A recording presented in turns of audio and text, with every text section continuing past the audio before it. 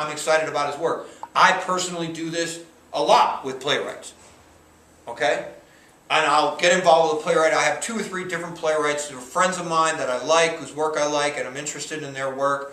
If they send me something, I look at it, I get excited about, oh, well, maybe I can take it to this theater, maybe I can take it to that theater. Maybe I can get this actor interested in it, and we can take it to that theater. Okay? So the development process may begin before we even know where it's going to live. Or I may be directing at a specific theater, and I may not know Alexander at all, and his play may be just assigned to me. In that case, that play may have already been read and workshopped and had many different incarnations. It may have even been produced somewhere else. Chances are, if it was produced and workshopped in a venue which was less prestigious than where we are working, then work will continue on it. However, if it had already been done in New York, and I'm at some small theater, say in Bridgewater, even if it was a professional theater, chances are I might have some interaction with him, but unless he is inclined, probably not a lot of revision. Okay? So let's say we're still working on the play. This is an important production to him. We're still making some changes. We're still refining terms. I take this play, and now I'm being put together with the designers. That's the next step before the actors. Because when we come to the first read, those design pieces are going to have to be in place. Because when you sit down to read the play the first time in a professional setting, the costume designer, the set designer, the lighting designer, all those people present their work at that first table reading to the actors and to the entire company. That work is essentially designed at that point, because there's only so much time to get all this stuff built, right? So that stuff has to be together. So those first design meetings begin, sometimes they can begin months ahead of time. Okay? Well, let's think about this, how we're working. Now, if I'm working with a contemporary play, from an editorial perspective, I'm probably going mostly with what he's written in terms of location, time period, all of these things. It's a contemporary play, he just wrote it, he's a living playwright. It would be unusual for me to radically change the location, the setting, etc. When might not it be that unusual?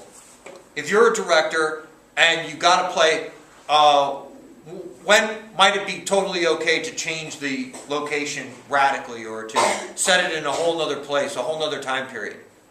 Any idea? Those of you that have been in the theater? Cecily, I'm looking now. Go ahead. Yeah, it's like we're doing with Taming of the Shrew this semester. Okay. Taking Shakespeare, but we're not setting it in right. Italian. We're like contemporary. So a contemporized version of Taming of the Shrew. Okay? Exactly. So I'm directing Much Ado in New York this summer. Okay? And we will be doing what we call a celebration of Much Ado About Nothing, which is immediately says the message to the audience. Our sensibilities about this play are going to be broader than what Shakespeare probably originally conceived. Also, I come at it, the artistic director comes at it from a sensibility of more what we call immersive theater. Both of us have worked for Sleep No More, which is a big immersive theater production that was in Boston, American Repertory Theater. Interactive improv is my background. So the audience experience is going to be very different at my production of Much Ado in New York than, say, a traditional placed in the time period production at the Royal Shakespeare Company. Just like The Taming of the Shrew is going to be very contemporary. Okay?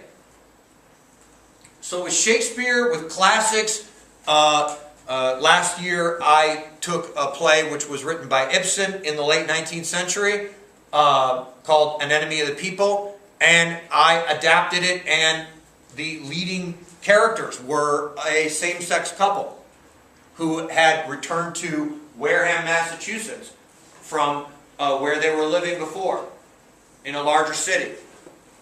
And the whole story was about them confronting this smaller town community, renovation of this town, and the different issues and things that come along. In fact, in this case, much of the dialogue changed, but the themes and the storyline to a large extent remain the same. So that may be a radical interpretation. That was what we call an adaptation. Are you allowed to do it, to change the... If it's in public domain, you certainly are allowed to do it.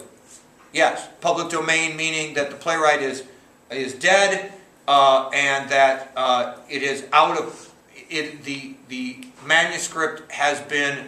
There is nobody that holds a copyright on the manuscript, which is a little tricky when it's been translated. But in this case, I took a translation that was from the 19th century. Shakespeare, total public domain. You can do anything you want with it. In our case, we won't be changing the words or the dialogue, but we will certainly be cutting and moving the pieces around on the table quite a bit. So that is the difference between a director that's more editorial and maybe a director that is more of an auteur. An auteur, the word meaning more of an author in a sense.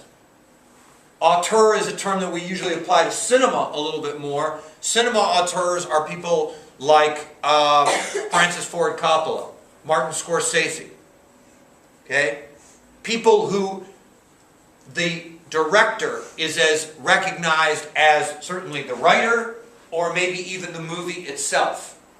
In other words, they are presenting a style of directing which commands as much attention as the story. Okay? Robert Altman, another example of that. Quentin Tarantino, Oliver Stone. Interestingly enough, every one of these people, maybe Scorsese not as much, but Coppola, Oliver Stone, and Quentin Tarantino were all writers before they were directors. And they all wrote major motion pictures before they were directors. And that was really their entree into the world of professional cinema. Okay? So the auteur director is sort of re-authoring the text.